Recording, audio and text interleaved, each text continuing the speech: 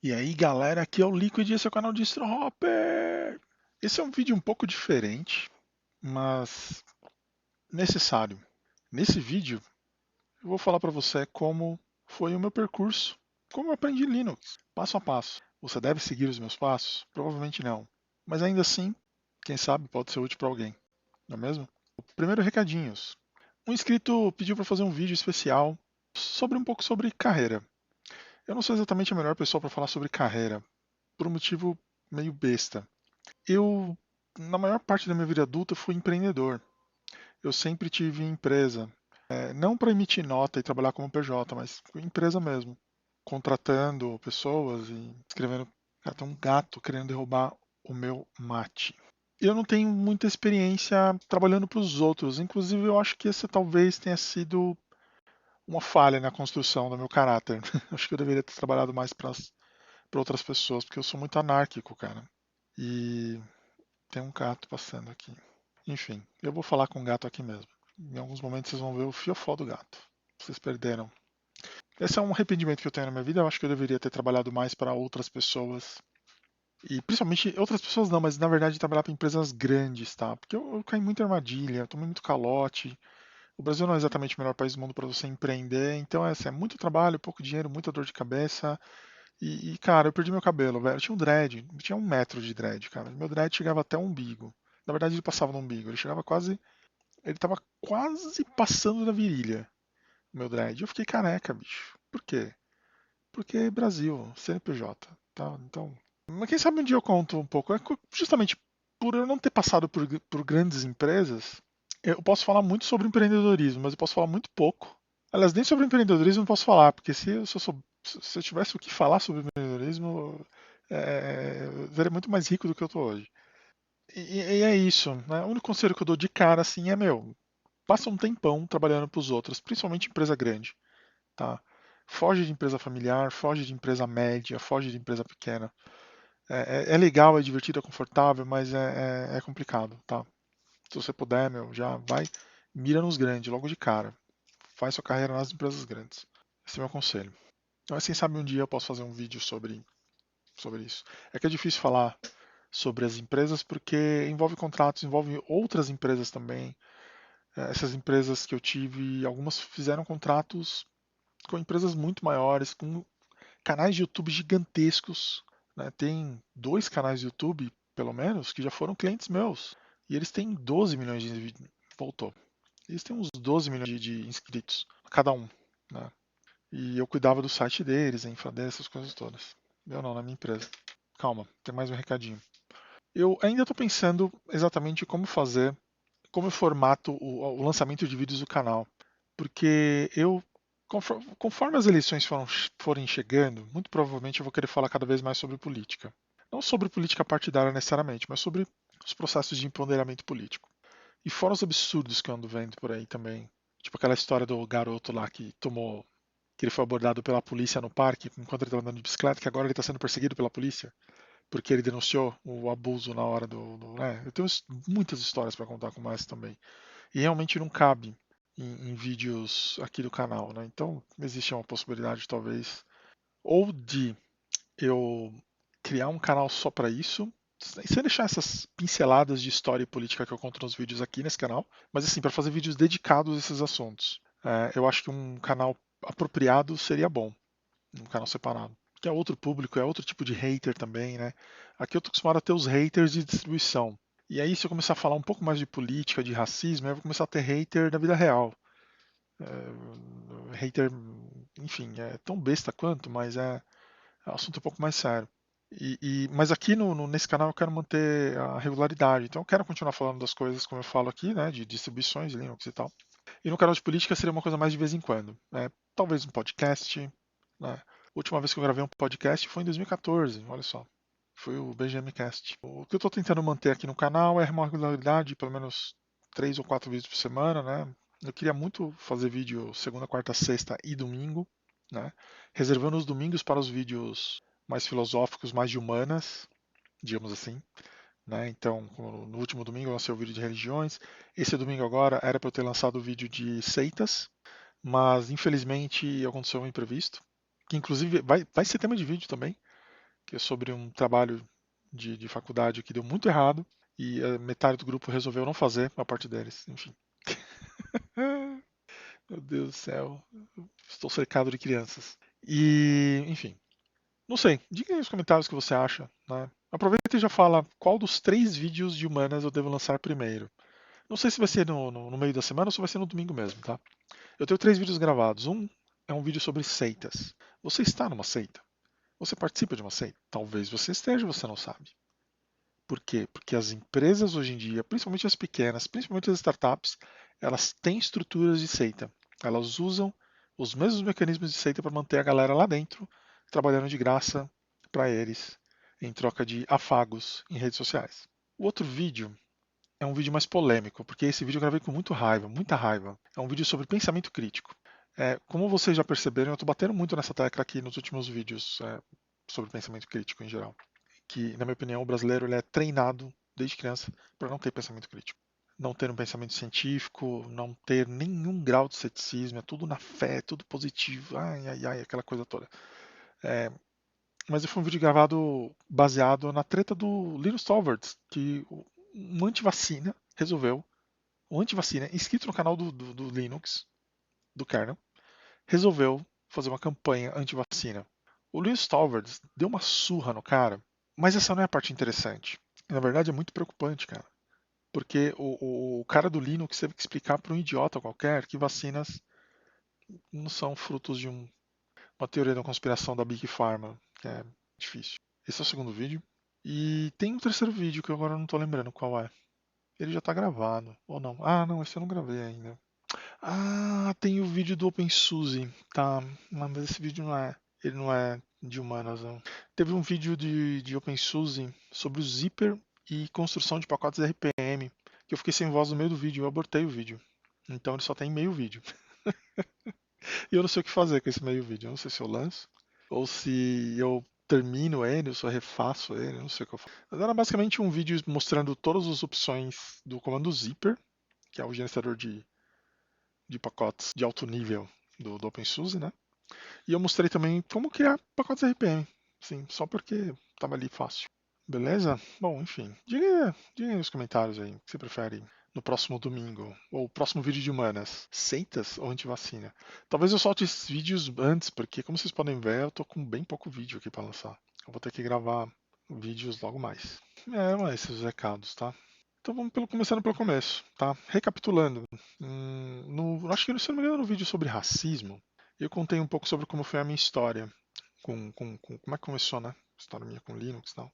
E tudo começou quando eu passei no vestibular, tá? Passei no vestibular, entrei no curso de matemática pura, por pura burrice. Aliás, essa é uma outra história que eu posso contar pra vocês, um dia, quem sabe. Né? Qual foi a burrice? Eu tava fazendo vestibular ao mesmo tempo que eu tava para entrar no CPUR, né?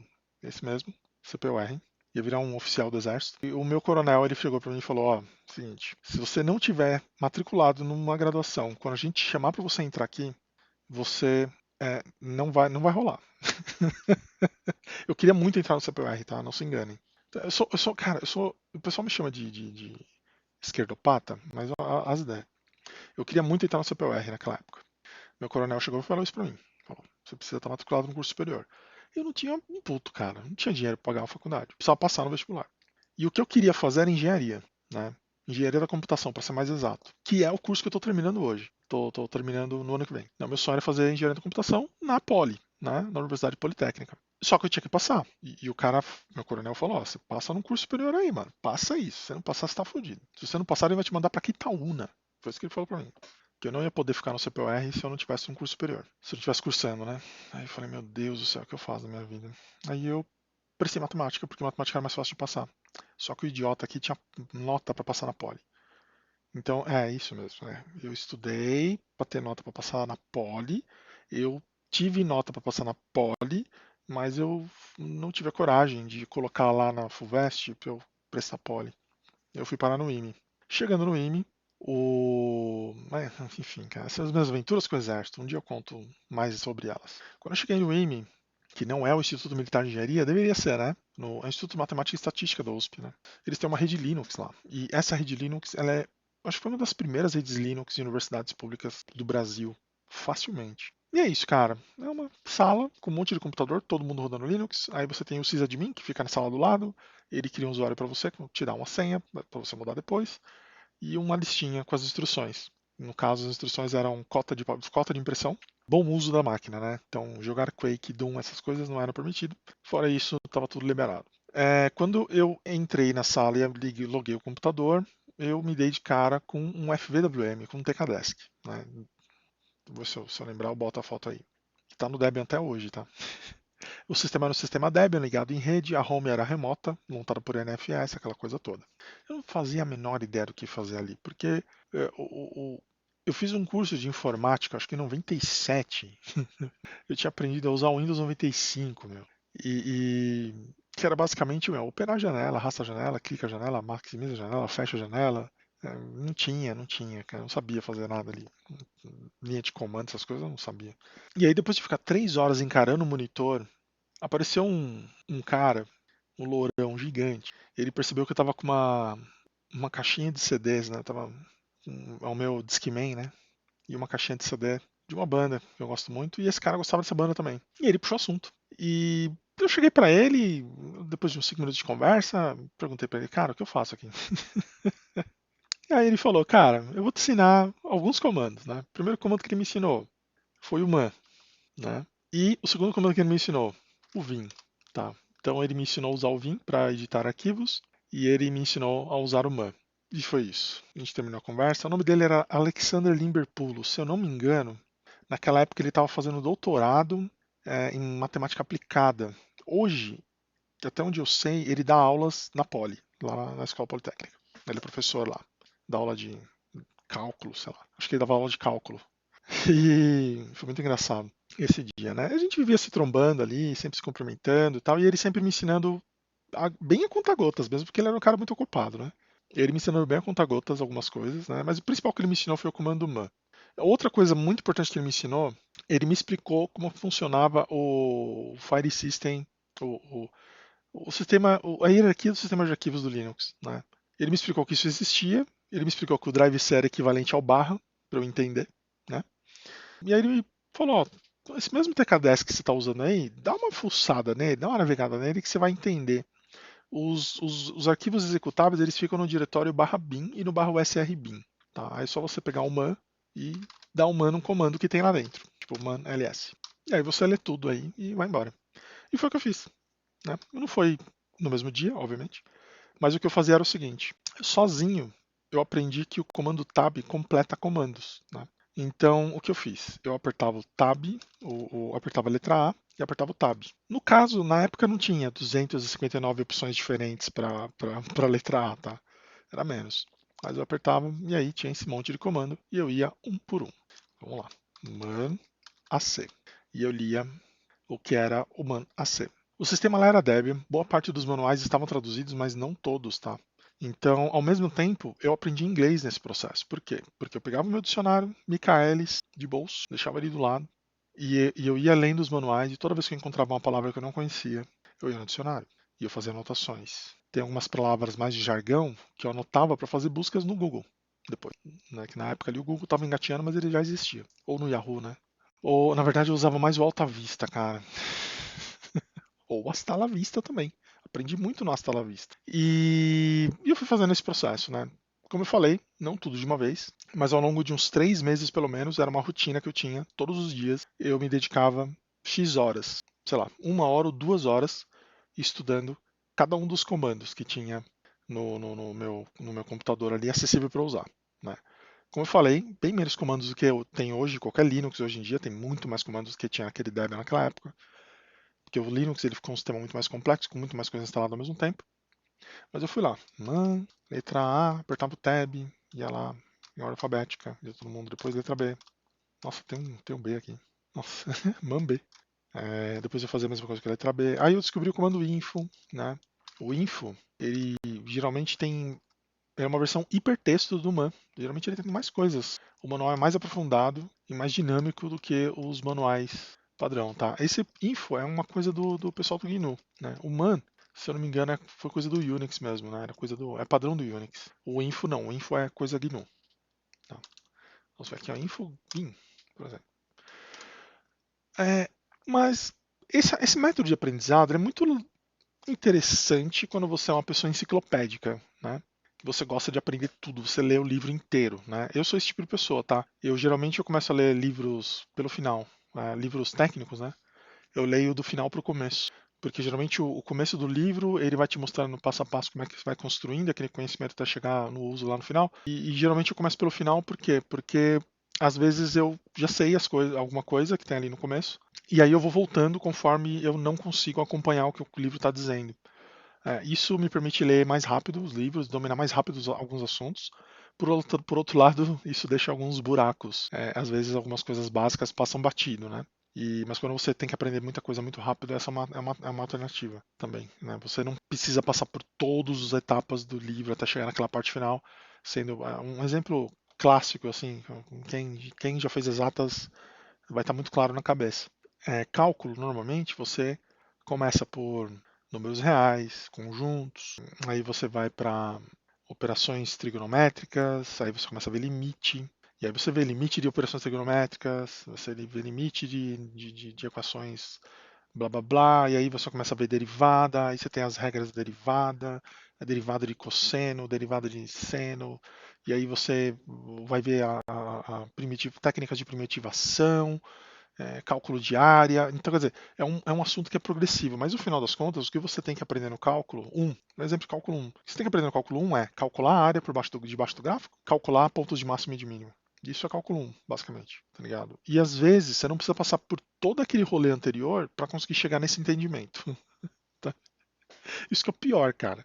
Você passa por todo um sofrimento anterior para depois chegar num negócio e falar, isso aqui que eu vou usar, sabe? Não que você não tenha que aprender as coisas anteriores, mas é que às vezes você não precisa aprender tudo, todas as técnicas que vêm anteriormente. Né? Tinha uma regra que eu morri de raiva lá, que era quando você fazia operações com limite, que você conseguia resolver os limites com a regra de L'Hopital, tá ligado? Você passa 2 meses estudando um bagulho que é super complicado, super difícil, para depois descobrir que você tem uma técnica muito mais moderna e melhor, que resolve o negócio muito mais rápido e com muito menos chance de você errar, sabe? Mas que você aprende só no meio pro final do curso. Então essa eu acho que é uma tremenda bobagem. Eu acho que você tem que começar na cabeça. Tem um cara chamado Apostol, tem um livro dele, anos 50 mais ou menos, livro de cálculo. Ele começava o ensino de cálculo dele a partir de integrais. Isso não é à toa. Por quê? Porque o cálculo ele foi criado de cima para baixo. Ele não foi criado nessa etapa, passo a passo, que a gente vê no livro didático, não, gente. Os caras já foram ali na integral e depois eles foram voltando, né? Depois a galera foi criando as técnicas que facilitam, mas o negócio já começou pauleira. E é por esse motivo, por exemplo, que eu acho que pode dar certo, não para todo mundo, nem para todos os casos. De você começar a ler os livros a partir dos casos mais avançados. Começa a ler o livro do final para o começo. Para você ver onde o livro quer chegar. E aí, se você não consegue acompanhar onde o livro está, você vai voltando e aí você vai cobrindo todos os buracos. Essa técnica de ler todos os manuais não me ensinou Linux, mas ele me ensinou uma coisa muito mais importante. Ele me ensinou a aprender e aprender sozinho. Ele me ensinou a ser autodidata. Tá? Na verdade, assim, eu já era um pouco autodidata, mas todo esse processo, cara, me ensinou muito a ser autodidata, a estudar sozinho. Até porque quem estudou em escola pública sabe, né? Quem estudou em universidade pública tá ligado.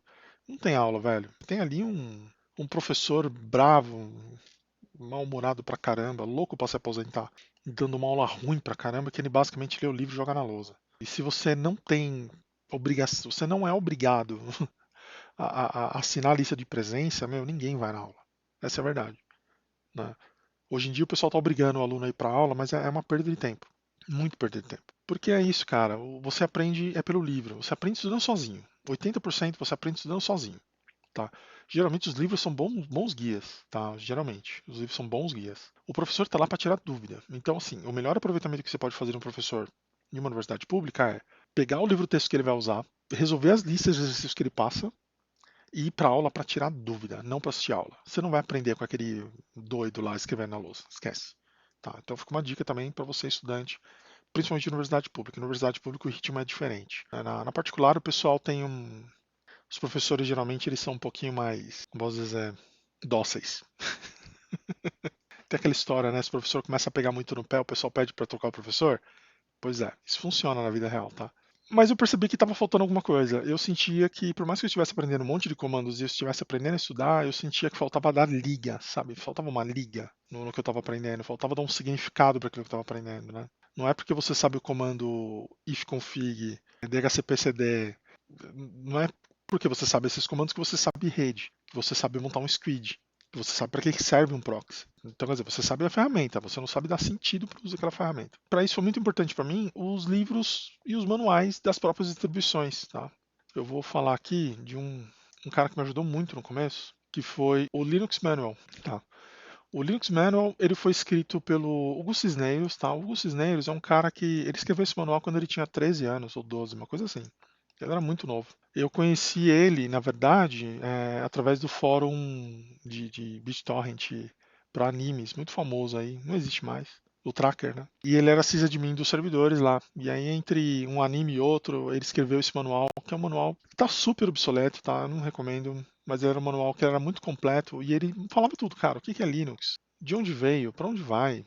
Quanto espaço em disco eu preciso para o Linux? Ó, você precisa de 10 MB para testar ou 400 MB para instalar. Né? Você vê como está obsoleta essa documentação aqui. Ela já era obsoleta quando eu fui ler ela lá atrás. E ele tem tudo, ele tem os comandos básicos, ele fala de técnicas de instalação junto com Windows. São problemas do dia a dia explorados por um moleque de 13 anos que queria fazer o computador funcionar e queria aprender e estava na pegada, aquela coisa toda.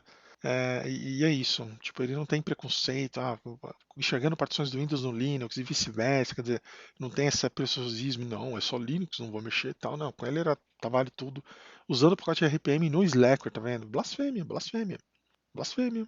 Mas é isso, tipo, é loucura total. E eu aprendi muito com esse manual, muito. Esse manual ele meio que moldou a minha personalidade como usuário Linux, assim, de ficar testando as coisas que não é para dar certo, que não funciona.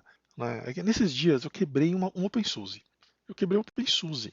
Como eu quebrei um OpenSUSE? Eu peguei um Tumbleweed, e mudei os repositórios, atualizei ele para lib, tá ligado? Rebutei a máquina e quebrou o bagulho. Quer dizer, ele não passou no teste, e aí depois eu fui ver lá que, cara, e aquele monte de snapshot com Bit3fs que eu fiz lá, serviu para nada, cara. Eu perdi a instalação. Por quê? Porque é isso, cara. Eu aprendi com esse cara aqui, com o Hugo Cisneros, né?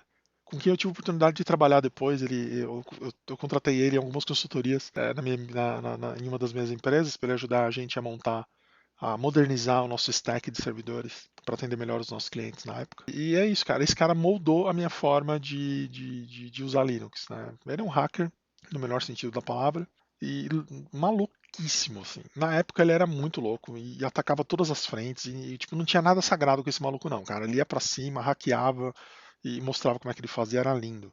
Tá? Então eu comecei por aqui. Tava em português mesmo, né? E deu tudo muito certo. Mas não foi o suficiente, né? Eu tive que evoluir profissionalmente, tive que evoluir usando Linux no geral. E uma outra coisa que eu li também, que eu aprendi muito, não vou falar de você ainda não, foi o Manual do Administrador Debian, tá? O Manual do Administrador Debian, eu li ele inteirinho. Nossa, Rafael Herzog. Tem um Rafael Herzog inscrito no canal, não tem não? Então, esse livro, ele tem tudo. Você quer passar no LPI? Lê esse livro aqui. Tipo, quando eu fiz LPI, pelo menos, sei lá, 80% da prova tava nesse manual aqui. Tô falando sério, tá? Tem tudo aqui. Tem configuração de rede de usuário fazendo login por rede. Você tem é, como tunar o kernel, gestão de pacotes, tudo que você precisa para fazer a gestão do seu sistema Debian, tanto pessoalmente como profissionalmente, está aqui, tá? LDAP, LVM, virtualização, todos os tipos de virtualização com Debian, tá tudo aqui. Esse negócio é gigantesco, ele tem muita coisa. Você vai demorar muito tempo para ler. Ele fala até de distribuições derivadas, tá vendo? Ele fala sobre a cultura do open source. Eles falam sobre a cultura do Debian, que é uma cultura bem interessante. Vale muito a pena você ler isso daqui, mesmo que você não seja um usuário Debian, você vai aprender muito com isso aqui. Hoje em dia o pessoal está muito focado no wiki do Arch Linux. Uma coisa não exclui a outra. A wiki é um lugar onde você vai e consulta. Esses livros, é legal você ler eles sequencialmente, ler tudo, dá uma passada de olho em todos os assuntos, porque você vai reforçar o que você só deu uma olhada antes, você vai corrigir pequenas falhas no seu aprendizado, tá? Comandinho que você pulou porque você não achou que era interessante, aqui ele vai te explicar de uma forma bem interessante, bem fácil, geralmente em português. Como vocês podem ver aqui, ó, o manual tá zoado. Tá, ele tá em português aqui, mas aqui embaixo tá em inglês, tá vendo? Que isso? É falta de tradutor. Isso é falta de brasileiro ir lá e se voluntariar para traduzir. E então, vale muito a pena, cara, vale muito a pena você dar uma olhadinha nesse manual do Debian, tá? Não menos importante, tem um manual do Slackware também, tá? É o famoso Slackbook. O Slackbook, ele é importante, tão importante quanto o manual do Debian também. Na verdade, eu diria que ele é mais importante. Por quê? Porque por causa da própria natureza do Slackware. O Slackware, ele é bem legal para você aprender Linux usando ele. Eu acho que o Slackware é a melhor forma de você aprender Linux. É usando o Slackware. Tipo, não, quero aprender Linux, beleza. Instala o Slackware na sua máquina e fica 3 meses com ele. Eu quero ver se eu não aprender Linux ali. Entendeu? Você se virar. Porque como o Slackware ele tem muito pouca automação, você vai ter que se virar muitas vezes para fazer as coisas funcionarem. Né? E para configurar as coisas, você vai ter que botar a mão na massa, né? E como o Slackware ele é muito puro, no sentido que ele faz pouquíssimas modificações dos pacotes, pouquíssimas, você vai estar lidando com o software diretamente, do jeito que o autor planejou aquele software. Eu vou dar um exemplo para você do que você pode aprender com o Slackware, muito fácil. Você faz a instalação do Slackware, beleza, padrão, tranquilo. E aí você tenta configurar, tenta instalar algum software que não tem no Slackware. Sei lá, VLC. Acho que VLC não vem no Slackware, tá ligado? Para você instalar o VLC, você vai ter que instalar os codecs. Você vai ter que configurar, compilar os codecs. Então, para compilar os codecs, a primeira coisa que você vai ter que saber fazer, usar um compilador. Como é que usa o comando make, como é que o comando make funciona. Muitas vezes você vai ter que aprender a ler a mensagem de erro dos compiladores. Né? Se você tiver algum conhecimento de C, vai ser uma experiência muito proveitosa para você. Você ter que lidar com código-fonte de programas super complexos, muito mais complexos do que os que você viu na sua faculdade. E de repente você vai começar a se meter a besta de querer mexer no código também. Né? Quase todo mundo que desenvolve software livre começou assim. Ele compilava o software na máquina dele, um dia ele resolveu mudar uma string, vamos colocar o nome da minha avó aqui. Eu comecei a programar no MSX, eu fazia isso também direto. Eu pegava o programa pronto, mudava o nome lá, tirava o Microsoft e botava Fernando lá no lugar. Por que não? O Slackware e o código-fonte aberto, essa coisa toda, ela propicia esse tipo de coisa. Né? Então, primeiro você vai mudar uma string, então aí você vai, vou criar um botão novo aqui. Aí, de repente, meu amigo, você já está mandando patch para o autor e xingando ele porque ele está demorando para colocar no upstream. Essa é a dura realidade dos fatos. Então, assim, conforme você vai fazendo as coisas do Slackware, você vai aprendendo muito. Né? É para você ficar o resto da sua vida no Slackware, compilando coisa na mão e resolvendo dependência na mão? Não, pelo amor de Deus. Pelo menos uma vez na sua vida é bom você aprender. Eu comecei dessa forma com o Slackware, fazendo tudo na mão. E aí eu conheci o Gentoo, que ele automatizava muito dessas coisas que eu fazia na mão no Slackware. E aí eu migrei pro Gentoo. E não voltei mais pro Slackware, tá ligado? E assim vai. Aí, você ficou compilando as coisas do Gentoo o resto da vida? Não. Por quê? Porque o Gentoo nem sempre é conveniente. O Gentoo você tem que compilar as coisas na mão. Às vezes você não tem tempo para fazer isso. De repente me mostraram um Arch Linux que trazia uma pegada muito parecida com o Gentoo, rápido, leve, bem compilado. E aí eu comecei a usar Arch Linux também, em paralelo com o Gentoo. Então quando eu tenho tempo eu uso o Gentoo, quando eu não tenho tempo eu vou de Arch. É assim que funciona a vida. Tá? Você vai usar a melhor ferramenta para aquilo que te atende. E outra, lembrando que esse aqui é um canal religioso. O budismo ensina, Dalai Lama ensina. É, o budismo é como um barco. Você usa o barco para atravessar um rio, mas você não leva o barco nas costas no restante da sua caminhada por terra. Pense nisso. Então é mais ou menos essa pegada. É isso mais ou menos isso que eu indico para você. Você quer usar o Slackware para aprender? Use o Slackware para aprender. É errado usar o Slackware depois de você já saber? Não, não é errado. Mas ele não é tão prático quanto poderia ser. Então, de repente, você não tem que levar esse barco nas costas, tá ligado? Você já atravessou o rio, você aprendeu. O que você tem que fazer é contribuir de volta. Pensa em como contribuir de volta para a comunidade que te ajudou tanto. Seja traduzindo o manual, seja empacotando alguma coisa, seja apresentando novos usuários para essa distribuição. É uma forma de você agradecer. Tá? Faça isso. Não seja. Pense no karma. Pense no karma. Então eu recomendo fortemente o Slackware para todo mundo que quer aprender Linux de verdade. Quer aprender Linux de verdade? Vai lá, meu filho. Começa pelo Slackware. Tem um cara aí, chama Slack Jeff, ele tem uns cursos de Linux que me parecem, não comprei, não usei, não sei, mas me parecem que eles são bem interessantes para quem está querendo aprender Linux, tá? Bem interessantes mesmo. Se você comprar o curso do Slack Jeff, fala para ele que eu indiquei. Quem sabe ele manda um troco para cá. Meu amigo, aqui é capitalismo, capitalismo selvagem. Tá, então o Slackware tem uma documentação excelente, excelente. Ó, com a documentação do Debian você já passa no LPI, com a documentação do Slackware você ganha mais alguns pontinhos. Tá? Na minha época caiu o Slackware na minha prova, tá? Caiu Debian, Slackware e Red Hat. De Slackware caiu muito pouco, mas caiu. Caiu bem pouquinho coisa, mas caiu. Era install PKG, algo assim. Para Red Hat, eu não tenho nenhuma documentação para indicar. O que eu usei na época para aprender foi a documentação do Conectiva Linux, tá? Que o Conectiva Linux deixou de existir. Eu não vou achar material online dos caras, mas assim, nos CDs, ele tinha lá na caixinha, ele tinha um CD só de documentação. Nesse CD de documentação tinha muita coisa boa, né? Além dos MAN, né? Ele tinha uns PDFs escritos por brasileiros também, tudo em português. O Conectivo era totalmente português, tudo em português, ensinando vários macetes do universo Red Hat. Tá? Mas infelizmente, cara, o Conectivo acabou, o meu CD de documentações está por aí, ele está rachado, não dá para colocar no Drive, então esquece. Esquece isso aí, nem precisa não. Não duvido que o Fedora tenha um Fedora Book, muito bom. Se tiver, se alguém souber, coloque nos comentários. E finalmente, mas não menos importante, o Guia Foca. Tá? O Guia Foca foi, na minha caminhada, ele foi uma das últimas coisas que me apareceu. Tá? O Guia Foca, ele cobre tudo o que você precisa para aprender Linux, inclusive para você tirar o LPI. Tá? Você consegue tirar o LPI, eu acho que todos os níveis, só usando o Guia Foca. Tá? Ele tem um iniciante, ele tem um intermediário e ele tem um avançado. Tá? Na minha época, o iniciante era tipo LPI 1, o intermediário era LPI 2, mais ou menos, e o LPI 3, na minha época, ele não estava pronto, ele era experimental, era um negócio meio bizarro. Então o LPI 3 eu não fiz não. O LPI 3, ele era, pelo que eu entendi, ele era alguma coisa do avançado, mais algumas outras coisas muito específicas, assim, que eu não saberia dizer para você onde você poderia aprender fora do Guia Foca. Tá. Não tem versão online aqui? Bom, ele deve ter uma versão online aqui. Aqui, o guia online. Só ver do que o avançado fala um pouco, que aí eu já vou dizer para você se você pode usar ele para LPI ou não. Mas eu acredito muito que sim, tá? Eu acredito muito que sim. O Guia Foca ficou um tempão abandonado aí, teve até uma época que ele chegou a meio a entrar no hiato, mas já voltou. Já voltou. Gleidson, grande Gleidson. Gleidson da Silva. Ele fala hardware, placa de expansão, jumper, rede, aí ele fala umas coisas mais pesadas de rede, interface loopback. Não sei se dá para LPI 3 não. Configuração de bridge. Eu não sei não. Eu acho que ele tem firewall. Eu vou falar para você o seguinte, cara, se você estudar, né? Não é só folhear e achar que aprendeu, não. É ler, entender, testar. Se você pegar o iniciante, o intermediário e o avançado, é certeza que você pega o LPI 2. Certeza. Você vai muito bem no exame, tá? Vai muito bem nesse exame de LPI 2. O 3 eu não tenho certeza, porque eu não cheguei a ver a prova do 3.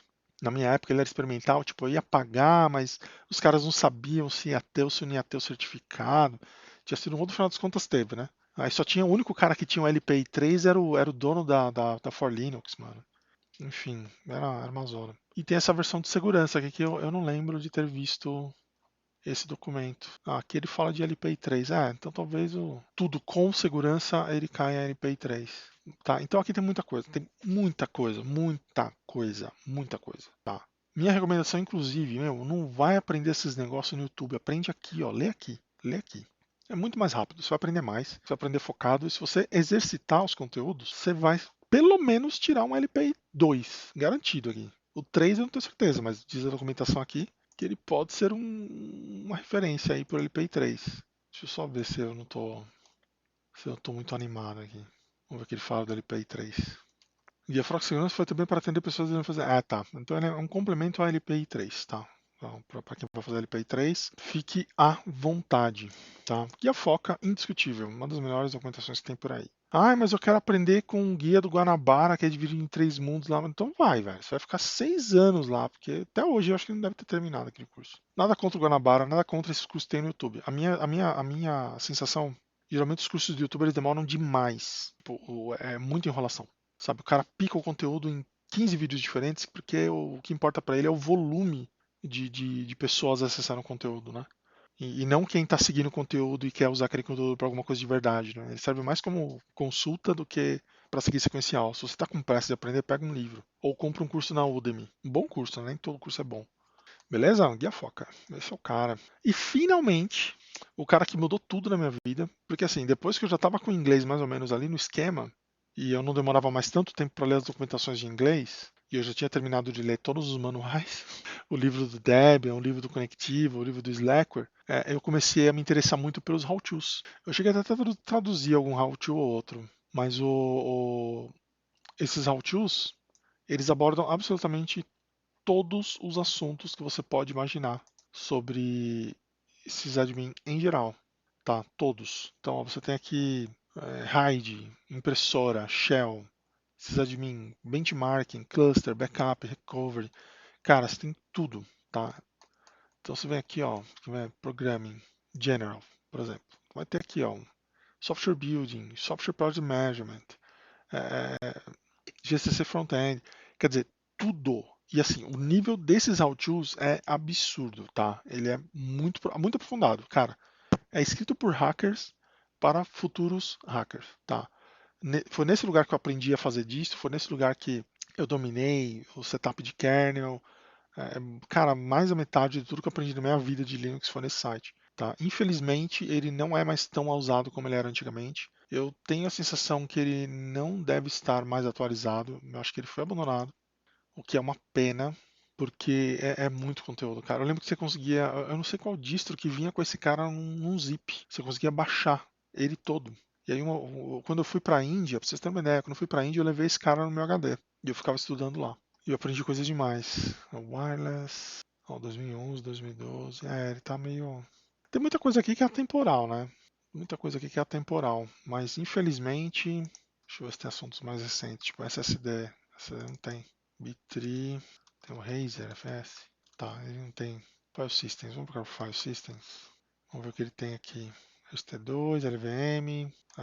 Ele tá bem obsoleto mesmo. Infelizmente ele não tem. Não tá sendo atualizado. Mas, cara, é tudo. É muita qualidade. Ó, design de CPU, cara. Eita, tá faltando coisa. Entendeu? Era um lugar fantástico para você aprender de tudo, desde os níveis mais simples até as coisas mais complexas que você pode imaginar, desde coisas rotineiras como atualizar o seu HD, até, sei lá, Lean Modem. Eu acho que foi esse artigo que eu traduzi, cara, os de Lean Modem. Durante muito tempo, esse aqui era o meu assunto favorito do Linux, era fazer o Lean Modem funcionar no Linux. Ou foi esse aqui, eu não lembro qual dos dois eu traduzi. Teve um desses aqui que eu traduzi, certeza. Eu traduzi, eu não lembro se eu joguei no BR Linux, ou se eu joguei no GuiaFoc, no aquele site de dicas de Linux lá. Dicas L. Morreu, já era. Tá, então, enfim. Aqui foi onde eu consegui chegar em outro nível. Hoje em dia você chama o Docker lá, cria a imagem, destrói, você não vê mais nada. Deu pau, você não faz tuning, né, meu? Deu pau, você joga fora o container, a imagem e faz de novo. Novos tempos, tá? Bom, enfim, como eu falei para vocês, né? Eu não recomendo que vocês sigam esse caminho que eu segui. Foi o caminho que eu precisava seguir, né? Eu precisava passar por esse caminho, por esse tipo de aprendizagem. Tem formas mais simples, mais rápidas de você aprender as mesmas coisas. Até mais. Talvez você trave menos em algumas coisas do que eu travei. Mas foi assim que eu aprendi, né? Espero que esse vídeo seja útil para alguém.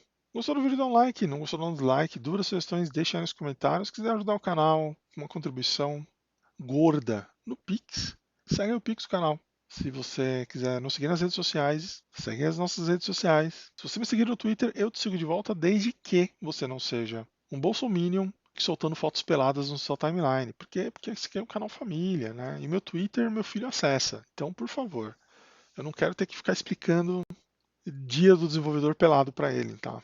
Foi isso, gente. Se não é inscrito, se inscreve aí. Até o próximo vídeo. Falou!